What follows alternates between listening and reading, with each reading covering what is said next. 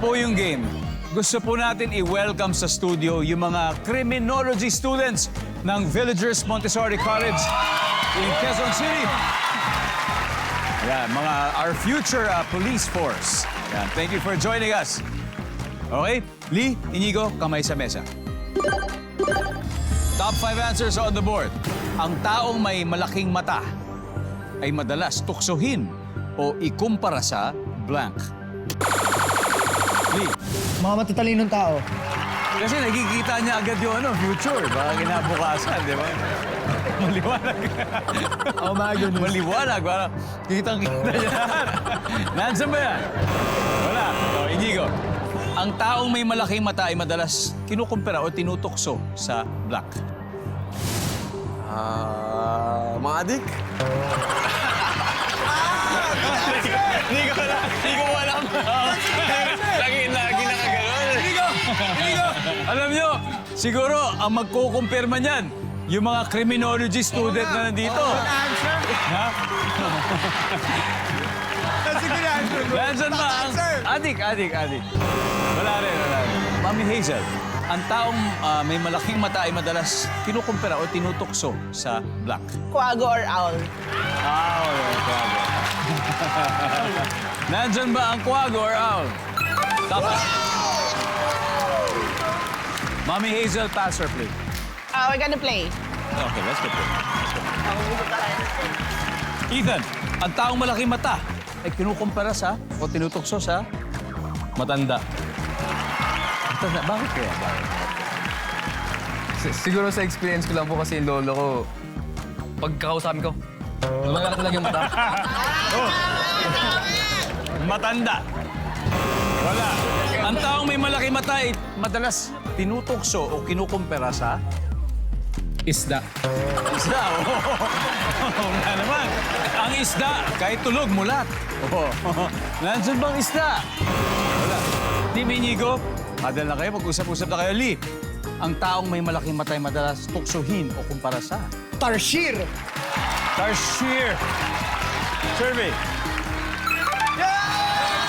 Ano pa? Ami Hazel, ano pa kaya? Halimaw? Halimaw. Nandiyan ba ang halimaw? Okay. Matthew, ang taong may malaking mata madalas tuksohin o kinukumpara sa ano? Sa headlight po ng kotse. Headlight ng kotse. Totoo yan. Minsan may ganun. Sebastian. Yung naisip ko po, mga cartoon character. Cartoons. Mga anime, di ba? Ganun, super laki. Parang sana. Okay lang yan. Pwede naman pareho. Suggestion na naman eh. Tanya, again, kung ang taong may malaking mata madalas tuksohin o kumpara sa Foreigner. foreigner. Ibang set of eyes. Di ba? Oh.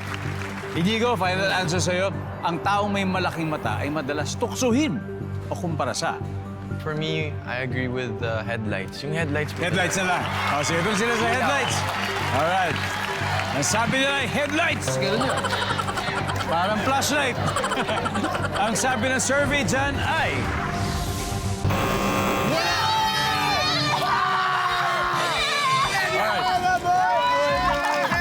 Round 1 goes to Team Lee. May 88 points na sila. Pero ang Team Inigo ay babawi yan sa susunod na round. And meanwhile, marami pa pong sagot sa board na hindi nakukuha. 3 pa to. So, sino po sa inyo gusto manalo ng 5,000 pesos?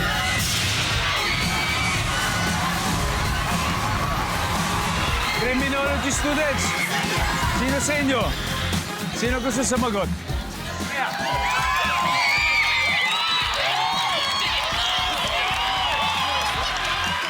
What's your name? Miss Tuazon. Miss Tuazon. Miss Suazo. Yes. Oh, kayo po ang ano? Teacher niyo. Teacher. Wow. Okay. Cheer natin si Miss Tuazon. Sana manalo. Oh, Miss Tuazon, ang tao po may malaking mata ay madalas tuksuhin o ikumpara sa? Manika. Sa? Manika. Manika.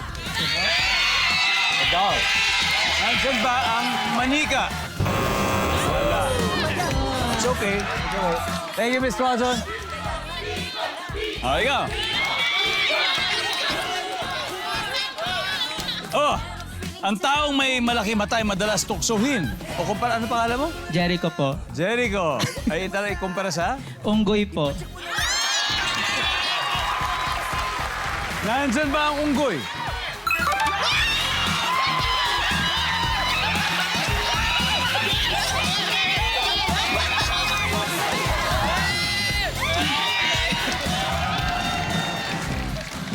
We have two more. Number 5. And finally, number 4. Agila.